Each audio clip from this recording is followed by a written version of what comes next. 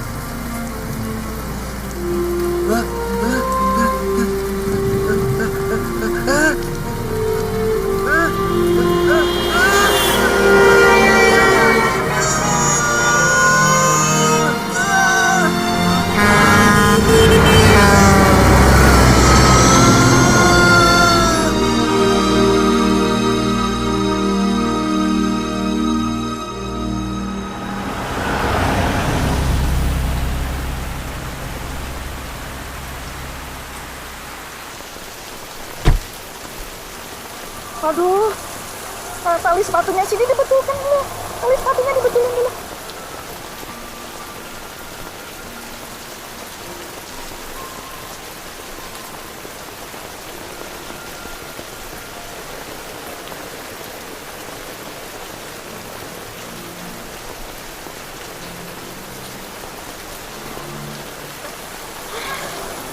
Yang basah ya, Pak.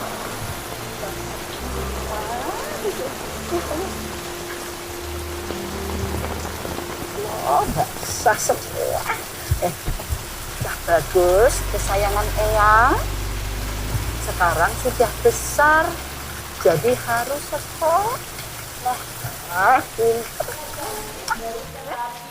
Bajunya udah dirapikan belum? Oke, kan baju rapi ya. Selamat pagi, Ibu Guru. Selamat pagi. Salim dulu sama Ibu. Salam dulu sama Ibu Guru, sayang. Salam dulu.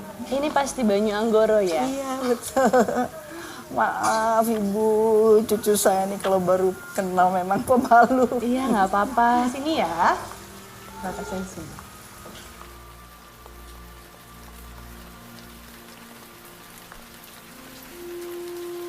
Oke anak-anak, selamat pagi semuanya.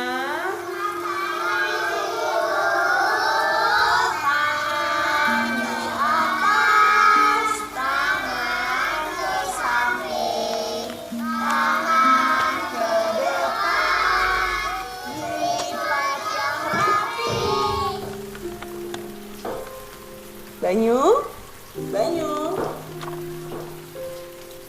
Kalau gitu kita sekarang berdiri ya, sama-sama ya. Berdiri. Kita mau nyanyi dulu. Banyu, Banyu. Ayo berdiri, ayo kita nyanyi sama-sama yuk. Kita mulai sama-sama. 1, 2, 3. Kasih ibu kepada mereka.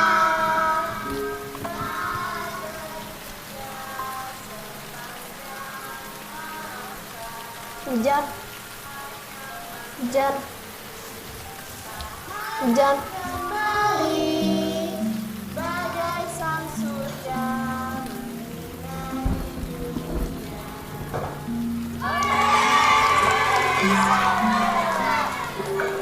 Ayo duduk lagi ya. Banyu. Hujan. Lihat hujan. Hujan. Banyu. Banyu. Kamu ngapain di sini?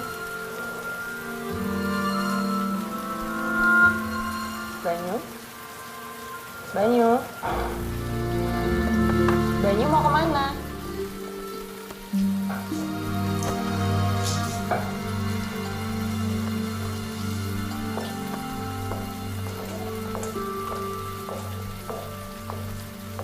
Banyu, ayo kita sekarang nyanyi sama-sama dulu. Makannya nanti bareng sama teman-teman.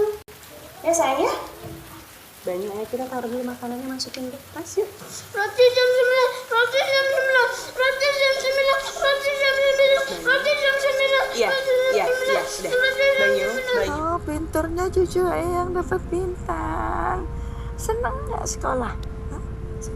Senang nggak di sekolah? Coba lihat Eyang dulu, lihat Eyang dulu, lihat Eyang dulu.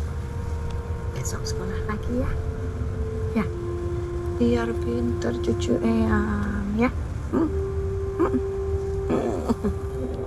Kamu tuh memang hebat, Put. Kalau aku mana sanggup ngurus anak kayak gitu sendirian lagi.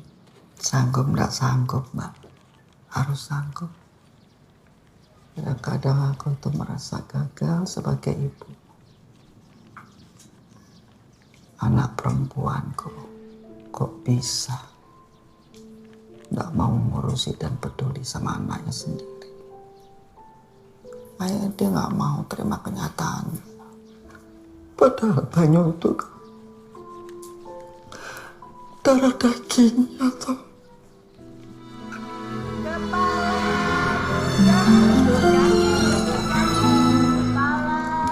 Pundak, lutut kaki, hore! Banyu.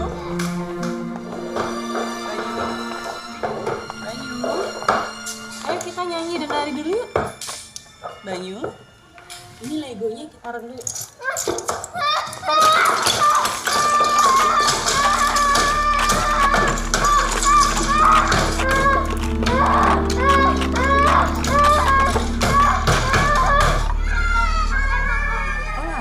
Sudah pulang.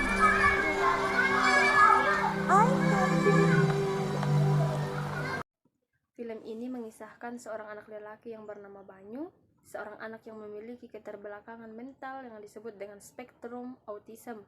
Kelainan ini memiliki ciri-ciri seperti sibuk dengan dunianya sendiri, tidak mendengarkan perkataan lawan bicaranya, dan cenderung memiliki kecerdasan rata-rata pada bidang yang ia sukai. Itu terjadi pada saat ia tumbuh menjadi seorang dokter psikolog anak mengatakan bahwa pada saat ibu Banyu mengandungnya, si ibu kemungkinan besar mengalami tekanan mental seperti kehadiran Banyu pada saat itu tidak diharapkan oleh si ibu, sementara ayah Banyu juga tidak bertanggung jawab atas kelahirannya. Penyebab lainnya yaitu asupan makanan si ibu yang tidak terpenuhi saat mengandung dan mengakibatkan tidak adanya keseimbangan kimiawi yang masuk ke dalam tubuh si anak. Setelah beberapa waktu kemudian, Banyu tumbuh menjadi anak yang bisa dikatakan sedikit keras kepala. Dalam kesehariannya, Banyu tidak tinggal dengan orang tuanya, melainkan bersama neneknya. Tidak mudah untuk mengurus seorang cucu sendirian dengan kondisi yang seperti itu, tetapi dengan kasih sayang dan ketulusan hati yang diberikan, beliau bisa mengurusnya sampai ia memasuki usia sekolah. Banyu bersekolah di sekolah umum seperti anak-anak normal yang lainnya. Ia hanya sibuk dengan menggambar dan tidak menghiraukan apa yang dikatakan oleh gurunya, dan tidak memiliki teman di sekolah, karena ia lebih senang berkegiatan di rumah tanpa ada gangguan. Banyu selalu disiplin terhadap waktu-waktu yang telah menjadi kebiasaannya. Suatu ketika pada saat pulang sekolah, ia melihat betapa bahagianya anak-anak normal yang lainnya bermain bersama. Ia pun tertarik untuk bergabung dengan mereka. Ketika sedang bermain bola, secara kebetulan bola mengarah ke arahnya. Ia pun tidak mau mengembalikan bola tersebut yang menyebabkan terjadinya pertengkaran antara Banyu dan kawan-kawannya. Ia tidak melakukan perlawanan apapun, melainkan memukul-mukul kepalanya sendiri dan membuat kawan-kawannya kebingungan atas apa yang terjadi sebenarnya dengan dirinya. Tak lama kemudian, ada seorang anak yang melemparkan batu kecil kepada anak-anak yang bertengkar dengan Banyu. Anak itu melempar batu dengan ketapel yang membuat anak-anak tersebut lari meninggalkannya. Banyu pun meninggalkan anak yang menolongnya itu. Anak itu bernama Radin. Ia sepertinya tertarik kepada Banyu untuk dijadikan teman pada saat insiden itu terjadi. Ia mengantarkan Banyu sampai ke rumahnya sambil mengajarkan cara menggunakan ketapel pada saat ia kembali menghadapi pertengkaran lagi. Setibanya di rumah, sang nenek bahagia melihat cucu kesayangannya akhirnya mendapatkan teman yang baik. Lain cerita dengan orang tua Radin.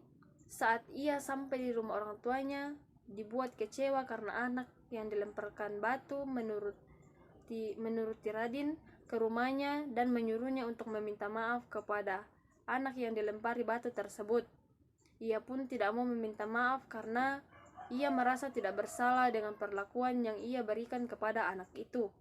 Ibu Radin pun kecewa dengan pertemanannya dengan Banyu, sampai pada akhirnya si ibu tidak menyukai anaknya berteman dengan Banyu dan menyuruh untuk berhenti berteman dengan anak yang mengidap autisme tersebut. Beberapa hari kemudian, Banyu mendapatkan seorang teman lagi bernama Kinara. Pertemuan ini diawali ketika teman sekolah Kinara mengambil tasnya. Saat itu Banyu melihat kejadian itu yang membuatnya melemparkan batu dengan ketapel yang pernah diajarkan oleh sahabatnya yang bernama Radin.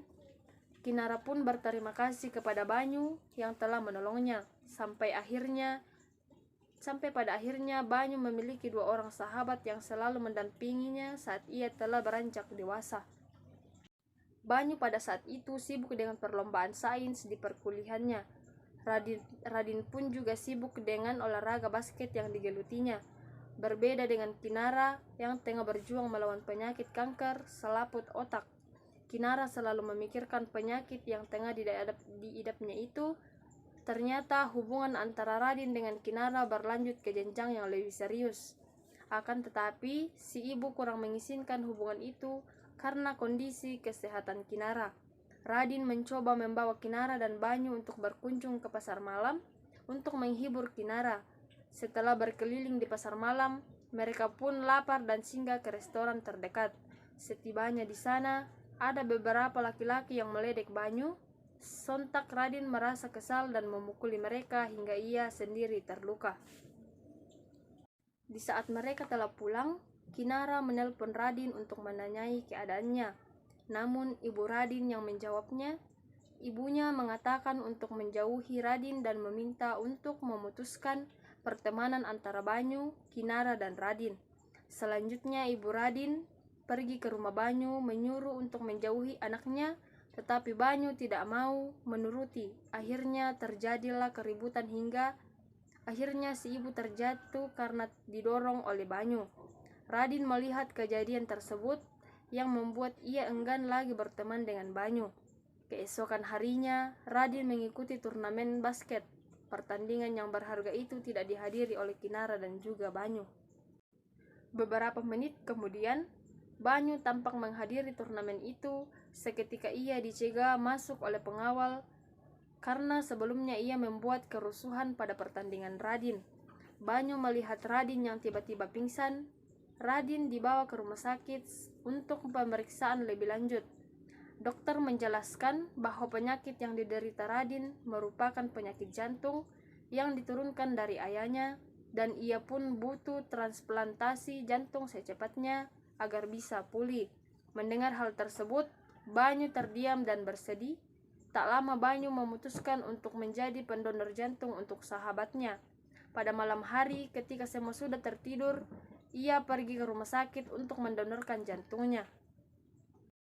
Sebelum Banyu membuat sepucuk surat yang berisikan I want to give my heart for you untuk Radin sahabatnya.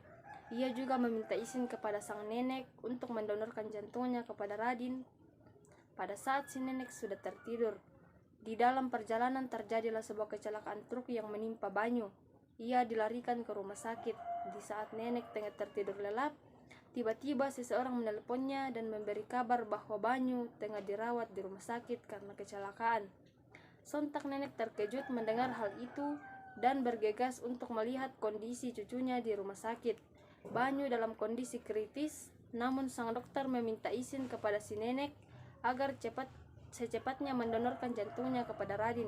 Sang nenek menyetujuinya dan transplantasi pun dimulai. Nenek Banyu tak bisa menahan air matanya melihat cucu kesayangannya sudah tidak bernyawa dan hanya bisa pasrah dengan takdir yang dipilih Banyu untuk sahabatnya. Beberapa hari kemudian, Radin sahabat Banyu sadar dalam kondisi yang lemah dan meminta ibunya untuk mengantarkannya ke rumah Banyu. Sesampainya di sana, Radin sahabat Banyu memanggil Banyu dan tidak ada seorang pun yang menjawabnya. Radin pun kembali ke rumah untuk beristirahat sejenak sambil menonton televisi yang menyiarkan pemenang dari kompetisi sains yang diikuti oleh Banyu. Radin terkejut mendengar bahwa Banyu mendapatkan juara pertama dari kompetisi itu serta menjadi pendonor jantung untuk sahabatnya Radin. Ia pun menangis dan tidak percaya dengan berita tersebut dan langsung bergegas pergi ke pemakaman Banyu bersama Kinara, sahabat Banyu yang pada saat itu kondisinya juga tidak sehat karena masih dalam berjuang melawan kanker. Mereka pun berterima kasih kepada Banyu karena telah menjadi sahabat yang baik selama hidup mereka. Dalam keseharian Banyu, ia tidak tinggal dengan orang tuanya melainkan bersama neneknya. Tidak mudah untuk mengurus seorang cucu sendirian dengan kondisi yang seperti itu, tetapi dengan kasih sayang dan ketulusan hati yang diberikan, beliau bisa mengurusnya sampai ia memasuki usia sekolah. Dalam film Dancing in the Rain ini, Banyu menghadapi sejumlah tantangan sehari-hari.